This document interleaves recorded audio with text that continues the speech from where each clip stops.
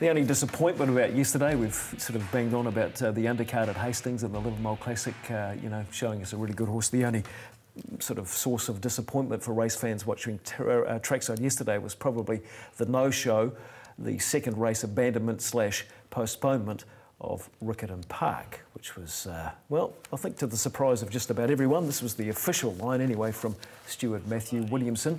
We're going to get to that shortly, but this is what happened in the first race. Terry Mosley, who's, obviously one of the stalwarts of the Riccarton racing area, got a slip with Road to Rock, the favourite in the first race at the point of the turn. There it is there. This is about 650 metres from home.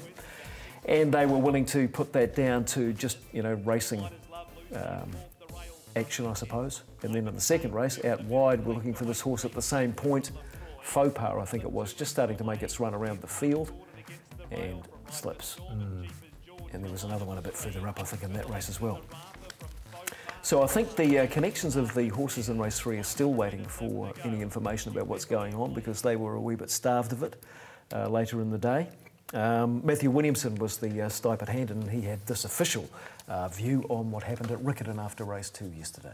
There was a horse that did move in the first Red River Rock, ridden by Terry Mosley, and the general feeling amongst all of the jockeys was there was no problem with the track, and Terry obviously moved. It was quite evident on the footage, so they were pretty perplexed that a horse had moved on the track. The other riders, there was absolutely no sign of any movement other than Terry's. As a matter of course, we went and looked at the area where he moved, and there was certainly a slip mark where that horse had moved.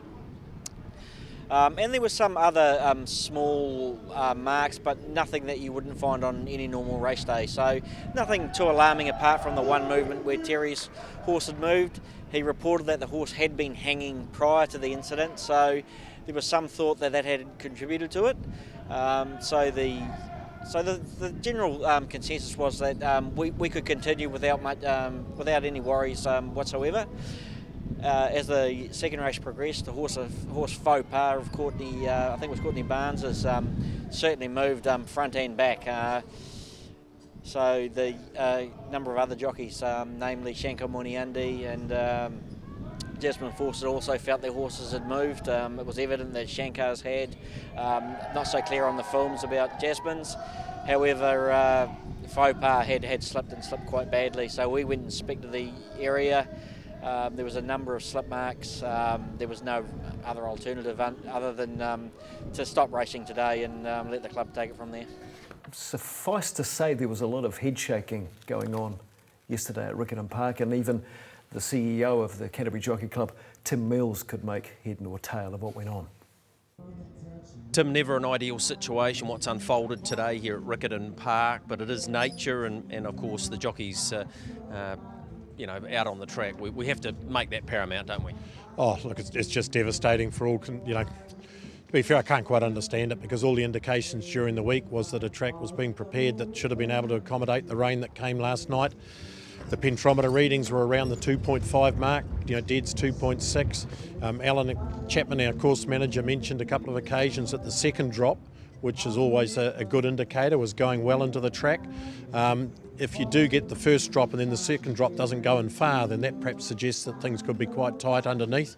But there was no indication from any of those readings during the week, Greg.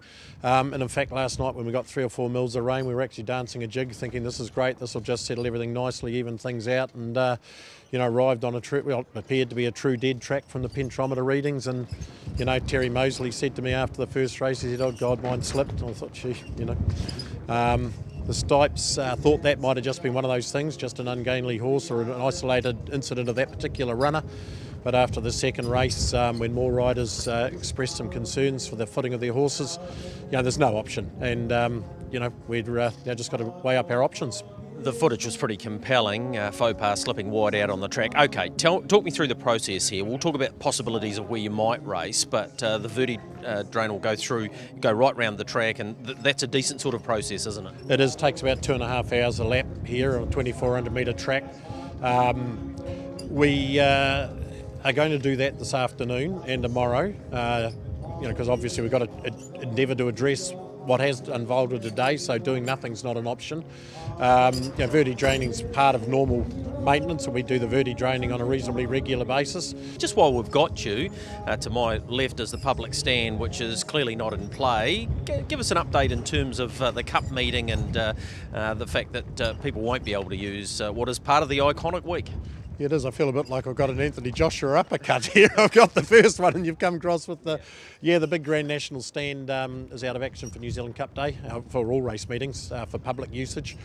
We're still fighting a long-running battle with our insurance company as to the interpretation of damage and repair and everything else, and our engineers have warned us that they believe that if there was another massive earthquake, the way the earthquake damage to the building does provide a risk of perhaps the internal floors moving. That's again a risk you just can't take.